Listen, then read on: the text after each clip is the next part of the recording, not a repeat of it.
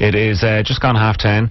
Joe and Keith here. Julie Feeney is with us as well. Good morning, Julie. Hey. How are you? Hello, Joe. Hello, Keith. Are you well? Very well. Good. What's happening?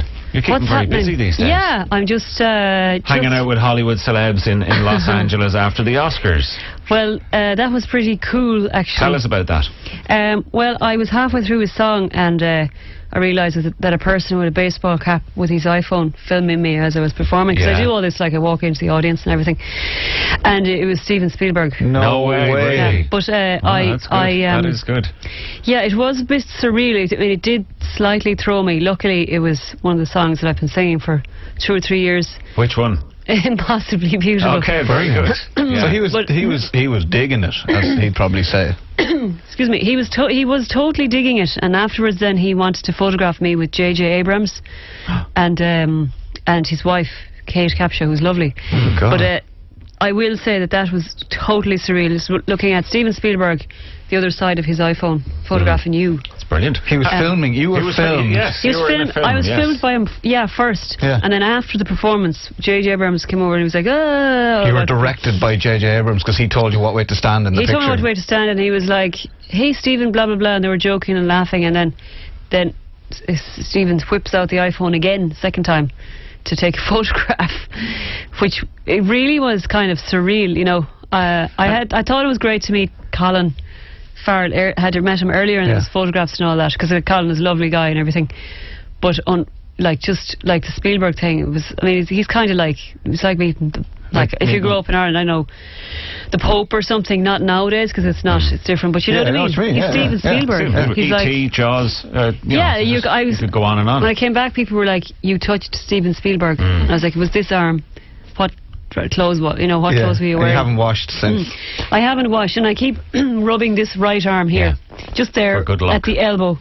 And it was strange when you're pushing up, like you're standing beside somebody. You go, "That's Steven Spielberg's jacket." It'll be great though, because no doubt he'll search that. He enjoyed it. He'll have that on. He'll have that on his iPod. He'll be listening to your music like that. It was bonkers. I don't know, unless he thought I was a freak. He was gone. Right, yeah. And maybe he's got some kind of. I've got an alien film. I need to do a bit of research. How do you end up? Very strange looking gate on this person. I've never seen that before. How do you end up? Maybe he thought, maybe, you know. At the Oscars anyway. Did you get invited? Is it? No. I mean, I wasn't at the actual. I don't. The label is me. You're yourself. I'm the label, but basically, a lady saw me perform 2 years ago in Washington, my very first show, and I'd heard that there was a lady who books this particular Oscar party.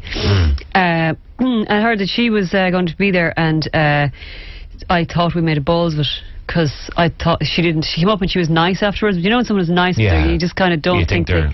But she told me this year, she said, "No, I didn't book you," because she said, "I wanted you to have a lot more done." And she said, "I was watching you progress, and I wanted to make sure that you built your everything." So because I did 10 nights in New York and all these reviews and stuff like that. And she said she wanted to see that kind of stuff. And she wanted to see that I was kind of committed to the US as well.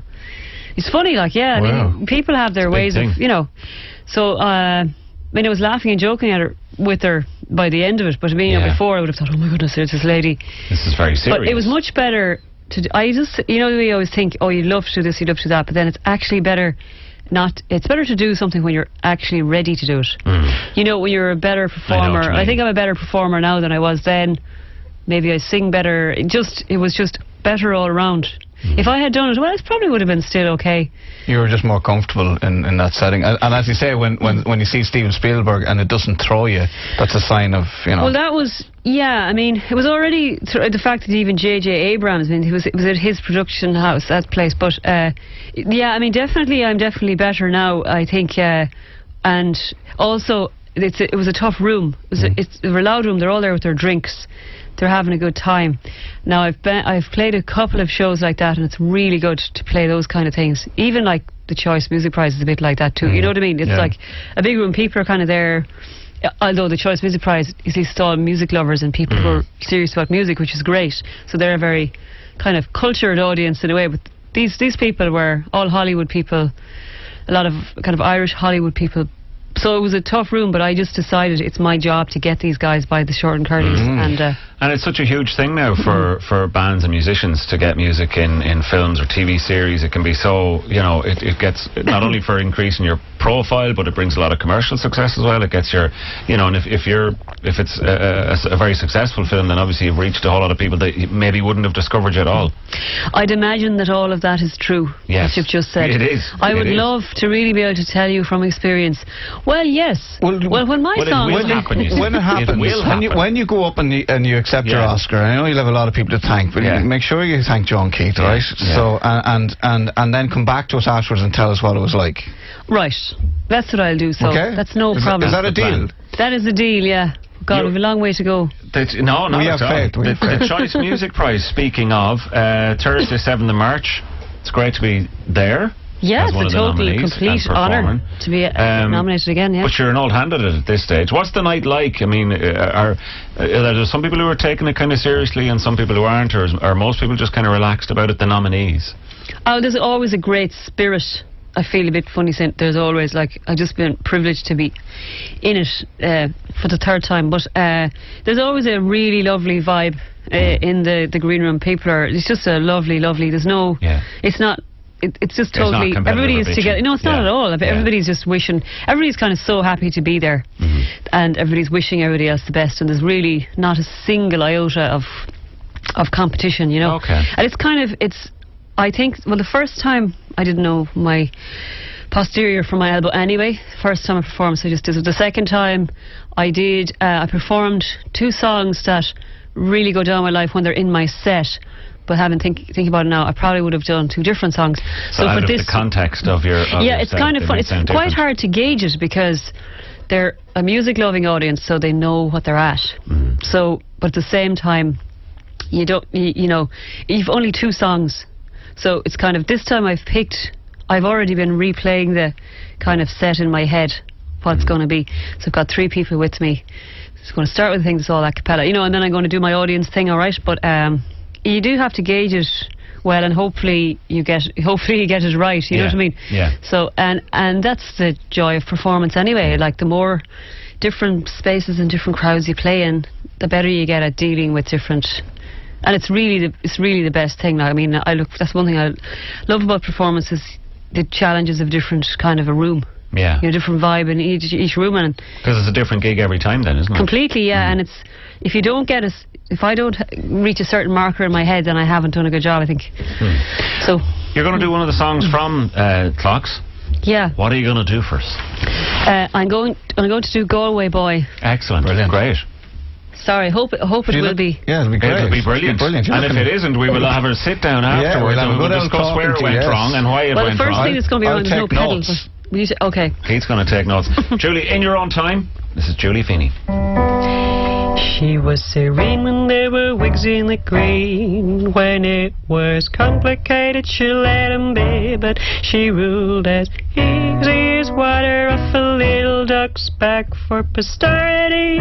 She built a sanctuary, she sings, go away, boy, I love you.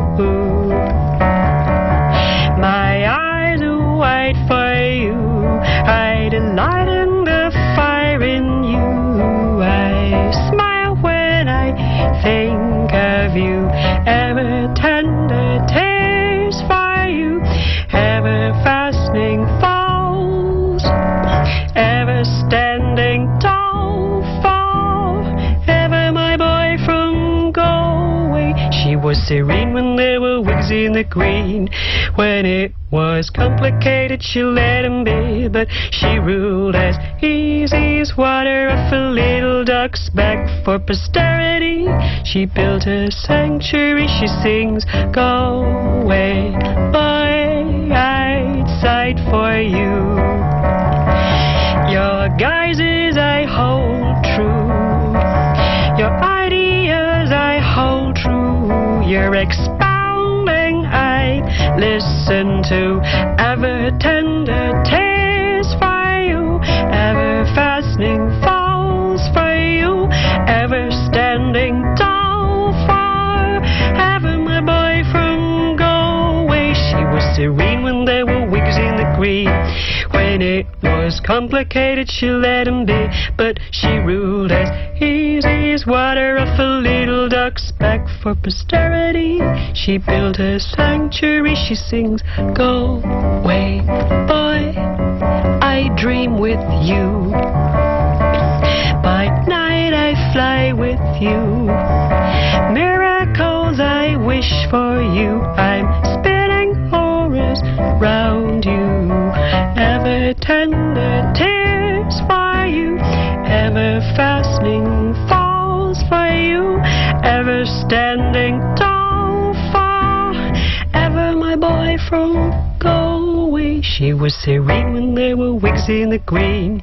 When it was complicated, she let him be, but she ruled as easy as water off a little duck's back for posterity. She built a sanctuary. Brilliant. Absolutely. I was taking notes there, and it was flawless. Notice the pedal. I didn't even notice. I was enthralled. And he would notice those kind of things. So Thursday of next week, it's the Choice Music Prize. Best of luck. Thank you very much. And Just a Few Hours is also released this Friday, is it? Yes, that's right. Yeah, Tomorrow. just made the video for that by a production company in Cork. They were fantastic, Epic Productions, and I'm really happy to dive with that, and then off to New York the next day. That's all. Great. One of the things that we do here is we compile lists, and Phantom at the moment are asking people to vote for their top 5 favourite Irish albums of all time, and they can go to phantom.ie and do that, and then the best 50 will be played on the Monday after St. Patrick's Day. What would one of your top 5 albums be of all time? I think The Lion and the Cobra. There's something about it. You feel like when you're listening to it, each time you listen to it, you feel like you're part of something that was really spectacular and really epic. She's Sinead O'Connor, obviously. She's such an incredible force of nature. Incredible. This was 1987. Would you have gone? Would that have motivated you or given you a kind of an inspiration to get involved in music? No, I actually didn't really. It was afterwards. It was later on. Yeah. So later on that I think Nothing Compares to You would have been my first real memory of her. And then I think it was afterwards, a good few years later, just listening. Listen to Troy. Like, that is an absolute masterpiece. I was lucky enough to hear the very first demo of that. It was a producer had the very first demo. It was literally recorded. It's absolutely astounding. Like the fact that just flowed out of her. Even the chord progression, the way it's just like you're touching some kind of core inside her. The level of emotion that few of us can articulate so beautifully. Like, even as a human, to feel this progression of emotion like what you felt in that song, it's astounding. It's one of the greatest masterpieces ever made, I think. Yeah, that was high praise indeed. Absolutely. We're going to play Mandinka from Sinead O'Connor from her debut album. So Julie, thanks a million for coming in. Best of luck with the Choice Music Prize. We'll Thanks see you so much. after you win the Oscar. Well, hopefully to God. Like, there'll be a massive party if I do. We'll be there. In years to come. We'll be there. We'll be the waiters when we get fired. Julie, great to see you. Thanks a million for coming in. See you. We are Phantom.